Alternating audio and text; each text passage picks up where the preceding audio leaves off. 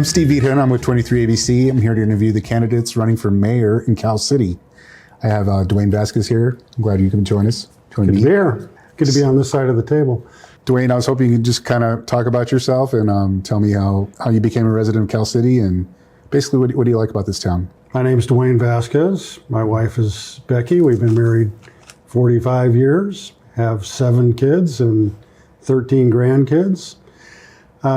First became aware of California City. We were looking to buy property in 2007. We bought property. We came out to see the city. We liked it. Felt called to come here to spend our retirement.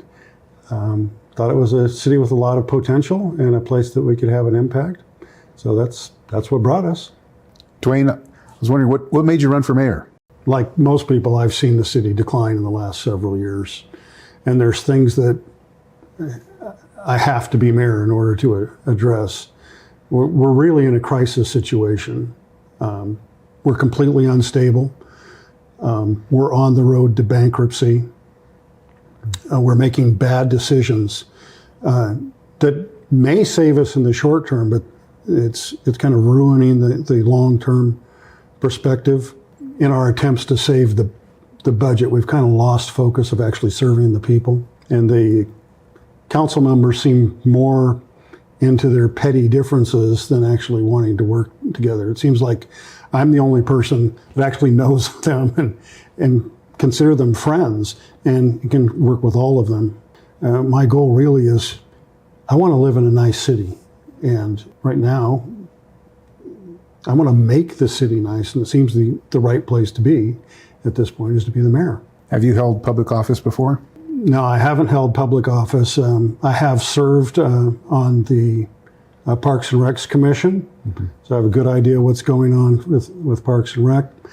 I actually chaired the Vision 360 under Mayor Laughlin, and then more recently, a Vision 360 assembled a group of civic leaders to put together a high-level strategic plan.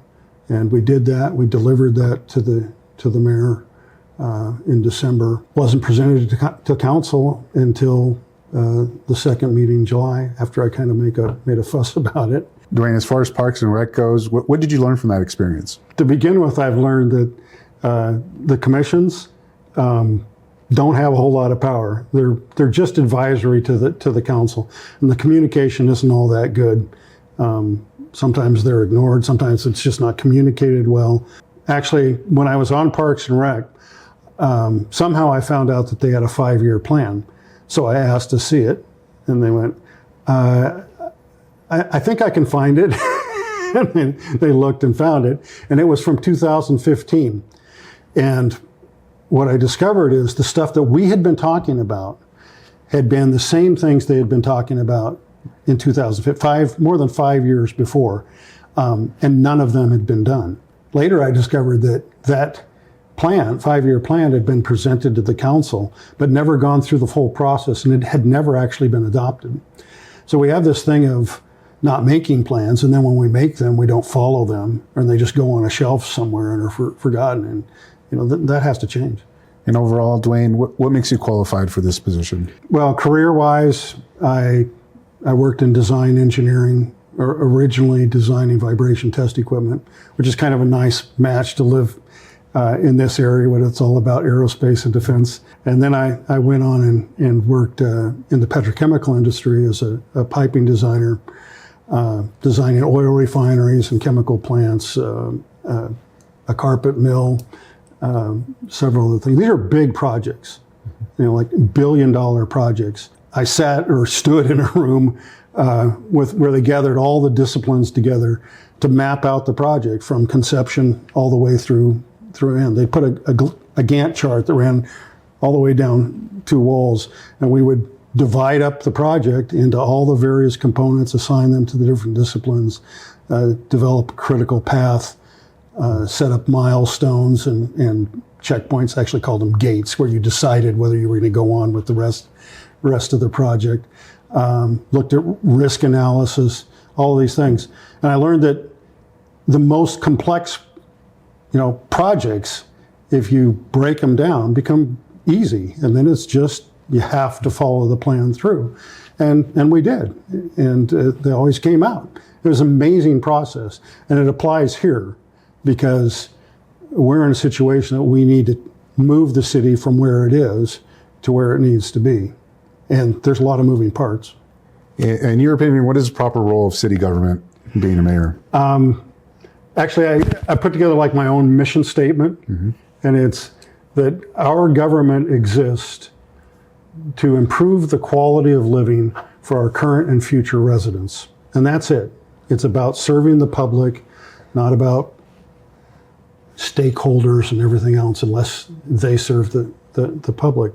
But as far as what they do, the mayor and council hire the city manager. They set policy.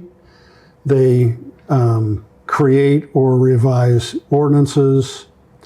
They give general direction to the city manager, and they serve on various committees. People don't realize that, but people on the council represent the city at committees and commissions that are at the county level or state level and those things. It's a really important function because we need to connect with those people and be able to draw those resources. And we've been underrepresented there. And people need to understand that the day-to-day operation of running the city is the city manager, not the mayor or the council. All of that working with staff, we're actually prohibited from interacting with except when working through the city manager. What methods do you plan to use to stay in touch with the people, the residents? Actually, I'm already real well connected with people. Just about every city event, you've gone to them. I'm there, I'm involved. You know, farmers market, I'm always there. It's a great place to connect with people. Part of several clubs, Desert Rose Garden Club, which has been instrumental in doing several of the city improvement things to the landscaping and such in the city. The East Kern Historical Museum Society, which gives me a great perspective on the history of the city, because these were all people that were there when it started. Part of the Arts Commission, Chamber of Commerce, which right now is a really good place to connect with representatives from the county and the state and the federal government, and to keep in touch with what's going on in our local economy. And I'm connected with most of the major churches. It's funny, I've visited some of them, and I'm surprised how many people in the congregation I know. So yeah, I'm well connected, and I encourage people. It's a small town.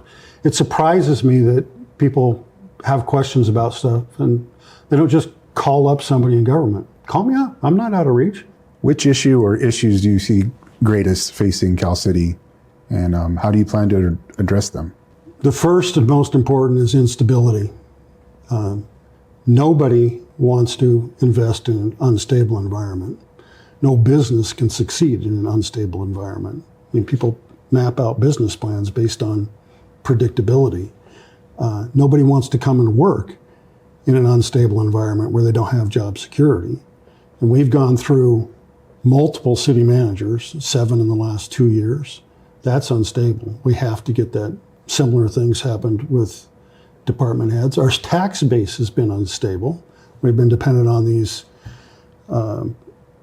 special partial taxes in a 6-year cycle, and when one of those comes to an end, everything falls apart. We fire department heads. People leave because they're afraid they're going to lose their jobs, and then they do lose jobs. And that kind of 6-year cycle of instability just doesn't work. So we have to solve that. That means getting a city manager in, qualified, that will stay for the long term. It means changing our tax base to not be unstable like it has been. The second, and it's equally important, is infrastructure, particularly our water system. People know that we have leaks, but they don't understand. It's not just leaks. The system is 60 years old. It's completely deteriorated. Those leaks are going to increase on an exponential level. We're looking at the potential that within a few years, we cannot reliably deliver water to the consumers. If you don't have water, you don't have a city. If you don't have water, you may have a police department, a fire department, but if they don't have water to put out the fires, it makes no difference. So that's a huge issue that it needs to be dealt with right away, and it's related to the overall stability of the city, because we need to be able to have our finances stable so that we can qualify to borrow some money so that we can fix this, so we stop losing 30% of the water that we produce just off into the desert. During every election cycle, candidates promise to bring in new business to increase the tax base, and no one has succeeded. Cannabis came in, but it did not follow with the revenue. How do you plan to bring in business to Cal City? Good question. The truth is that it's really not the job of the city to bring in business. It's the job of the city to kind of prepare the soil that when a business is planted, it will grow. That means several things we've talked about, having a good infrastructure and this idea. Well, there's two types of businesses, right? There's the commercial businesses, right, that provide goods and services to the community. And we can do some things to attract those, but some of that has to be done by the public. Because when those types of businesses are coming, they look at how well the current businesses in the city are doing. And if those are doing well, they believe that they can. So we need to shop at the local businesses and support them, make them look good, and then other businesses will follow. The other is that some of them have a measurement that says, what's the population base that will feed our business, right? Those are usually the big box stores that everybody knows. And they're looking for 20,000 population. We're far short of that. There is a strategic plan to do stuff on the 58, which would mean we would gather the population bases of Boron and North Edwards and Mojave, because they run along that corridor to go do shopping. And then there's the industries, right? Those are the ones that really increase the tax base.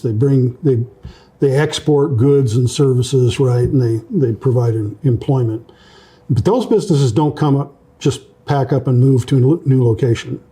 And California City, quite frankly, has nothing to offer them. By the way, cannabis came because they were brand new and people didn't want them. So they were looking for a place, so we got them here.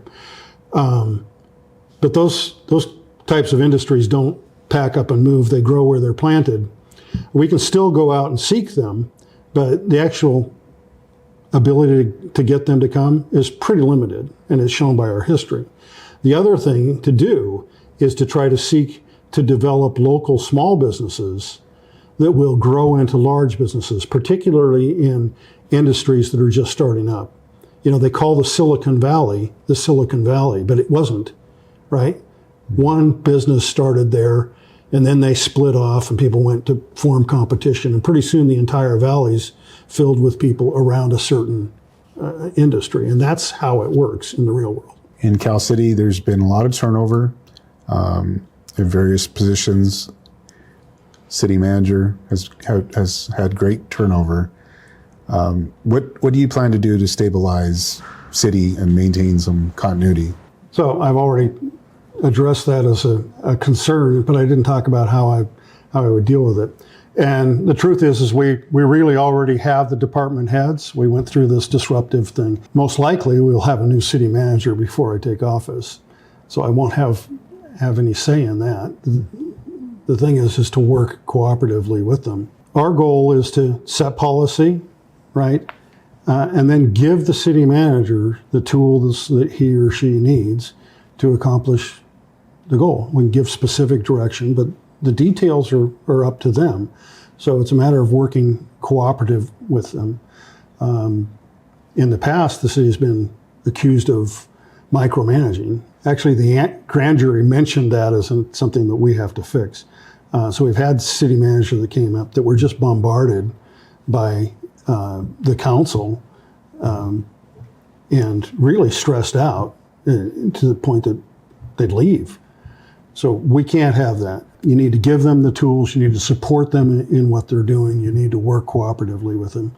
I actually worked in some big projects, and we got behind schedule, and the clients came in and said, they're constantly asking questions, constantly asking for reports and status reports and all of these things, and telling us, maybe you should do your job this way, to the point that we went, we're just going to lock them out of the building, and we did, and then we got it back on track, and then completed it in time.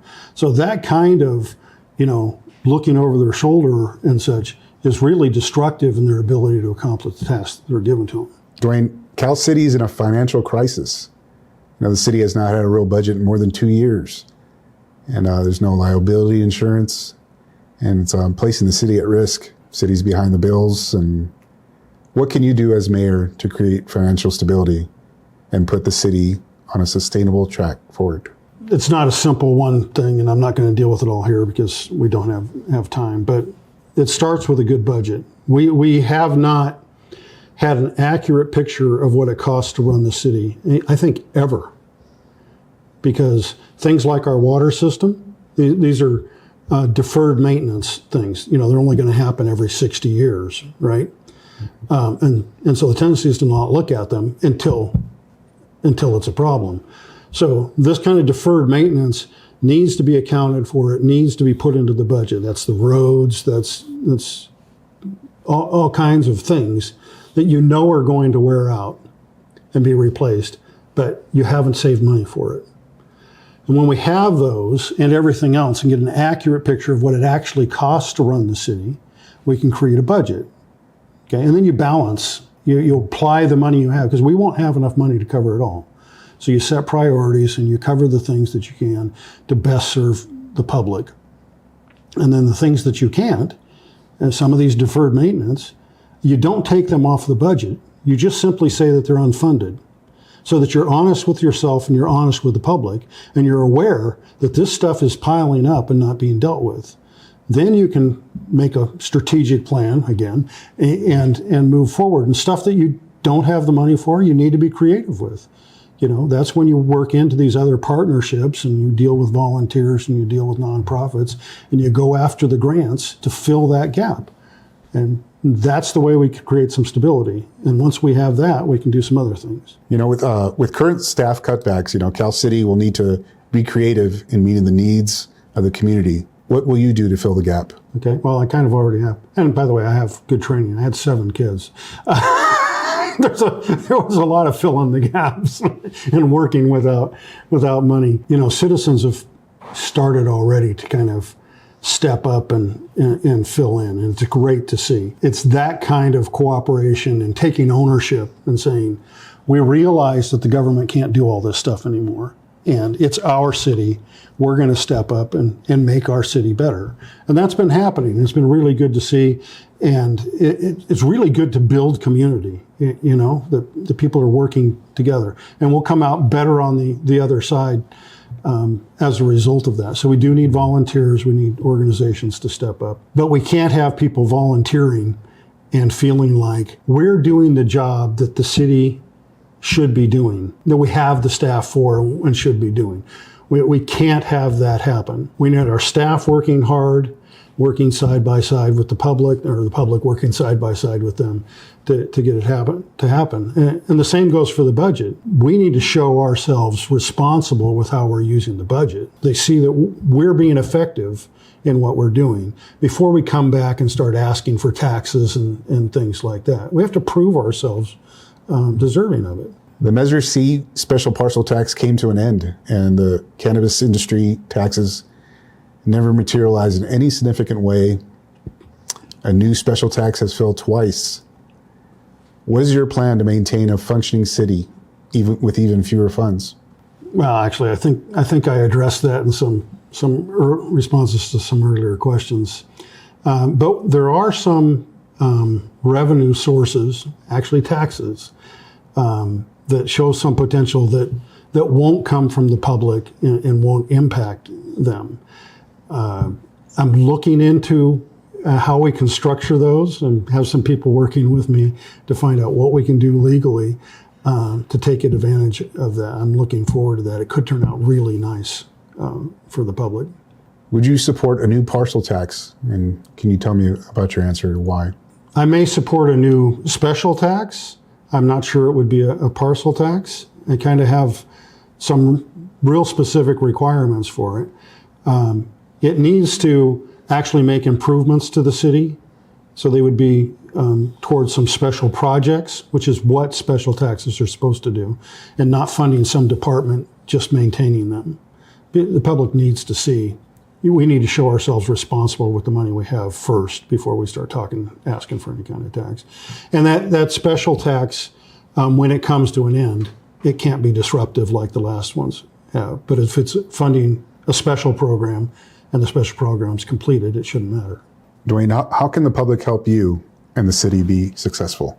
I wish more of the public was asking that question. So there's actually two things they can do. First is talk to me. Let me know what you're seeing and what's going on that I need to know about. And the other side of talking to me is we have a bad problem on social media where people speculate and guess what's happening, blast people on social media. Give me a call. Ask me what's happening, and usually I can give you some input and a better understanding. So that helps kind of bring back down the rhetoric and help kind of the culture of the city. The other is to help out, like we talked about, volunteering and contributing and doing what you can and taking ownership for the things of the city that need to be done and filling that gap. Duane, describe the changes and improvements that we can expect to see at the end of your term if elected. There are three things that you can expect to see. One, pretty quickly, and that is restoring some dignity to the city. You should see that in the city council meetings. We bring back some decorum and some control of the conversations and more efficiency to that whole process. Dignity also in how the city looks. You can expect that Cal City Boulevard will begin to look good and stay looking good. The City Hall will get landscaping and the sign that should be coming. Anyways, I'll get credit for that, but I didn't do it. The second is that I will be open, honest, and frank. It's kind of my nature anyways. Other people like to use the term transparency. But I'll tell you the truth as to what's going on. For some people, that's going to be frightening because they have to face the truth. Others, it's going to be very refreshing to have an honest view of where we are and where we need to go. The third is you'll notice that we move away from this kind of panic, patching of problems to a systematic way of moving us forward and putting us on a sustainable future. And in my 2 years, I hope to accomplish all of those. And I think the public will notice. And that's where I want to leave the city. One of the things I was interested in talking about, because you spoke to decorum, Duane, earlier. And, one of the things I find interesting is the dynamics that go into government, especially here in Cal City.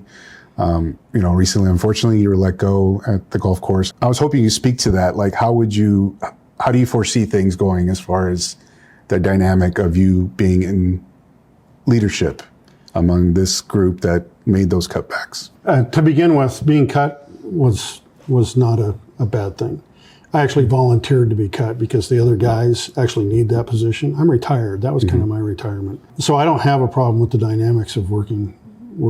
There's no animosity or something. It wasn't a big paying job. So if that was your question, pretty much, yeah. You pretty much answered it. I mean, as far as what you said actually, earlier. it freed me up to run for mayor. I couldn't run for mayor if I worked for the city. And this new job only pays half as much as the old one, but. And like you were saying before about the decorum, is there anything you would plan to do as far as changing that? I mean, I know there's been some instances of. Well, it's been a little bit out of control. Okay. The way it's supposed to function is that people coming to address the council are supposed to direct their comments to the mayor. The rest of council is not supposed to respond without asking the mayor for permission to respond. You'll notice that Ron Smith does that consistently. He says, may I respond? And this back and forth is not supposed to happen. We're not supposed to get into a debate with the public. They're supposed to make their comments if there's a quick response that can be made. And often they drift away from the subject that's, the item on the agenda. And we can pull that, reel that back in and say, that's not the item on the agenda. Or they're addressing something that doesn't have to do with what the mayor and council have jurisdiction over. So if they're talking about something that the city manager has jurisdiction over, it's okay to present it there, but then the mayor needs to direct it to the city council and ask them to respond. And you'll see that happen pretty consistently, right? Police chief, did you want to respond to that? That kind of thing. But these just outright attacks that have no basis of decision-making that's going on, or they're just disruptive attacks. There's no good reason to allow those. The council needs to get themselves under control and stop the smart aleck remarks and things back and forth. We also need to do some work to pull the public to show the same kind of decorum and respect. Because even if you don't respect the people, you really should respect the process and the people that are there. Duane, as far as running for mayor, why should people vote for you? Yeah, should I look at the camera and tell them? Ask for your vote? Actually, I really don't believe in that. I think you should vote for the person that best represents you. That's the way representative government works. I hope that as you get to know me through this and maybe following our website, that you find that I'm the person that best represents you. And if you do, I hope that you vote for me. If not, vote for the person that represents you best. All right, thank you very much for your time, Duane. It's been a pleasure. Same here. I know I love Cal City. A big reason why you guys put this together is for people to get out and vote. So get out and vote. Yep. Okay, love you. Bye-bye.